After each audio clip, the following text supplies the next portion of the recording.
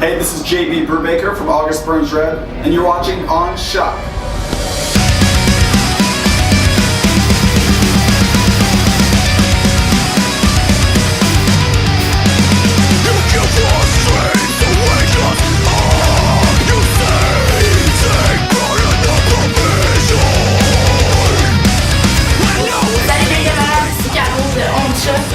Je suis maintenant avec JB, le guitariste de Ondes Chocs, puis on va le passer en entrevue. Je m'excuse en avance pour mon anglais qui est vraiment pas à point.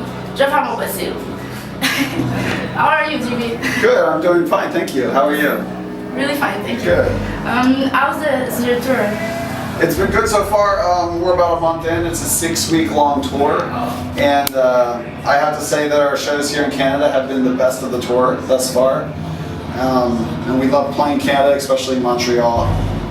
For some reason, people just seem to like us here, so it's really fun for us to play here. Do you have time to relax? Yes, actually I do. There's a fair amount of downtime. We take about 1 day a week off, and at this point I'm fortunate enough to have a guitar tech who does all the work for me, so I just have to worry about playing, which is nice. What do you think about the Montreal crowd? Well, they're rowdy and energetic, and there's just seems to be a lot of people at the shows.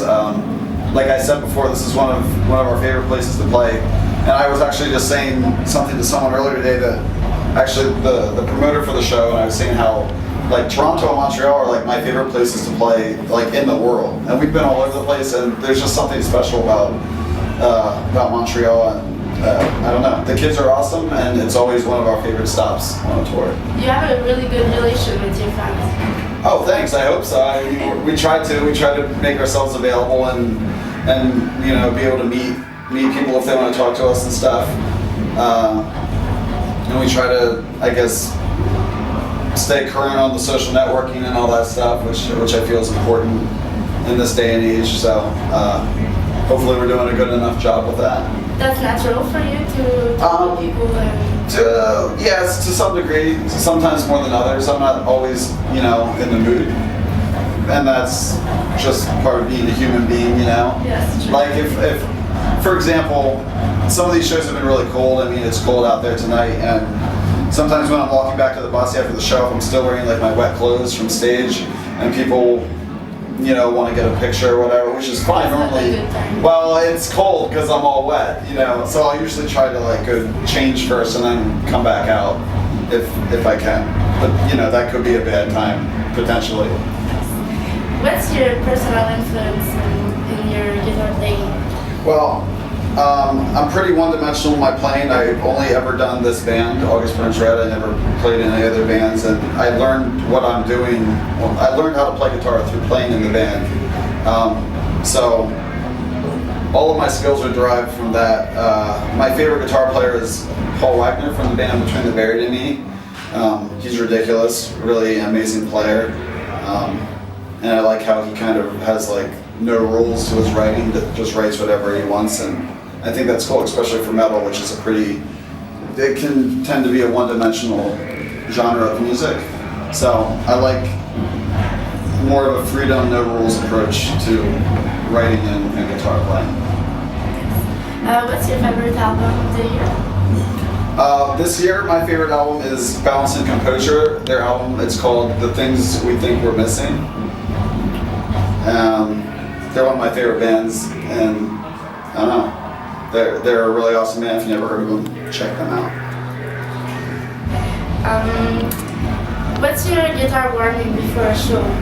I like to work on parts that I've been maybe struggling with live, just to kind of practice the harder parts, and I do some, you know, typical warm-up exercises, I guess, just to get my fingers moving. Yeah, I'll do scale or like chromatic stuff just to get my hand going up and down the fretboard. A lot of alternate picking, stuff like that. Boring things, but important. Boring but important to play. And when you practice at home, are you playing with a metronome? Not as much as I probably should. Most of my time at home is spent writing, more so than practicing. It takes a long time for me to write our songs, so And I much more enjoy writing than practicing. Sorry. That's okay. How did you process for the writing of the album, your new album? How did I practice or process? Sorry. Oh, well, like how did I go about writing the stuff? Yes. Something different than the other albums? Well, I don't know that the approach to writing was any different than how we've done our previous albums. Our writing process has been pretty standard for the last few records we've done. I'll do songs, I write songs in a computer program called Tab It. I sit there and jam on my guitar and then tab my parts out. And then I send the songs around to the rest of the band and they learn them. And then we come together as a band and play them together and work on parts that we're not as happy with. And just refine the songs to a point where we're all excited about them, and then we get Jake to do his vocals, and then voila. Good job. What's the best August Burns Red album for you? Well, I'm biased, of course, because I think that the latest stuff that I write is always the best stuff. So Rescue and Restore is my favorite album that we've done. Our album Messengers will have a soft spot in my heart forever because I know it was the first album that people really latched onto. So I'm really happy and proud of that album as well. But I like our newer stuff more at this point. That's more progressive. The newer stuff, yes, much more progressive. You gonna continue in that line? I think so.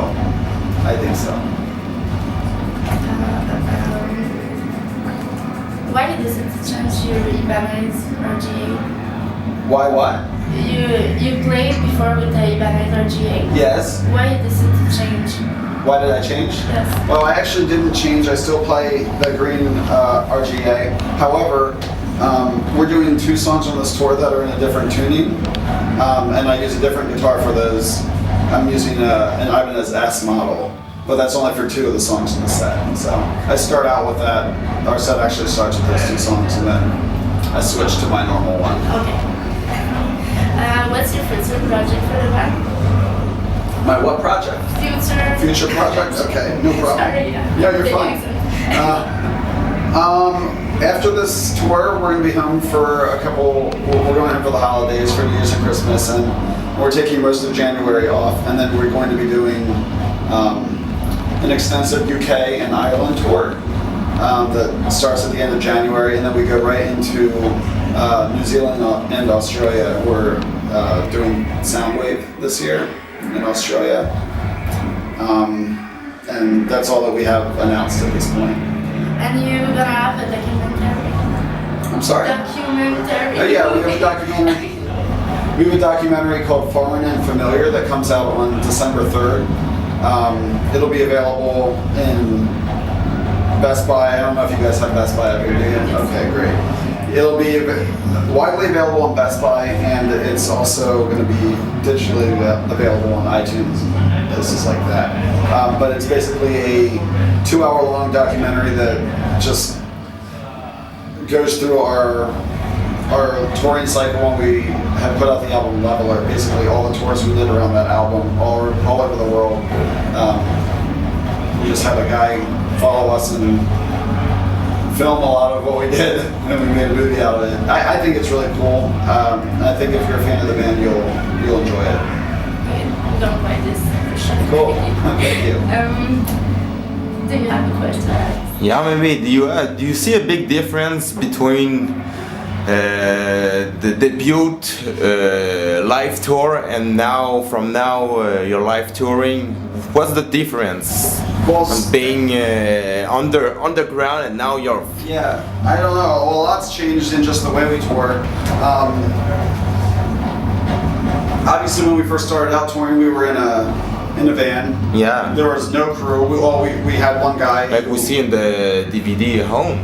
Yeah. So it's more from... What can I say? It's more Very underground. You Yes. like the debut of every band Sure. starts like that. Yeah, we started in a van and trailer, and we weren't bringing tons of people with us to help. We did everything very DIY. Yeah. And simply because you don't have a choice. It's expensive to take a bus and to take a production and lighting and all that stuff.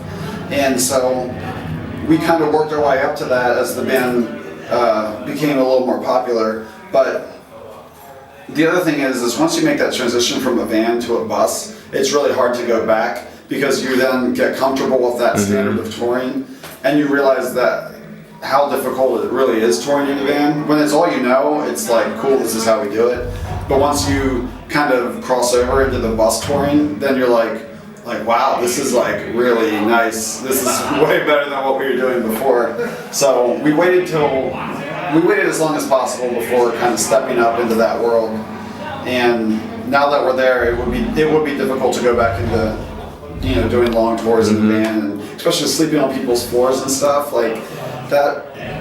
That was great while we were doing it, but I would have trouble going back to that now after that. It's not the same now. No, it's a lot more.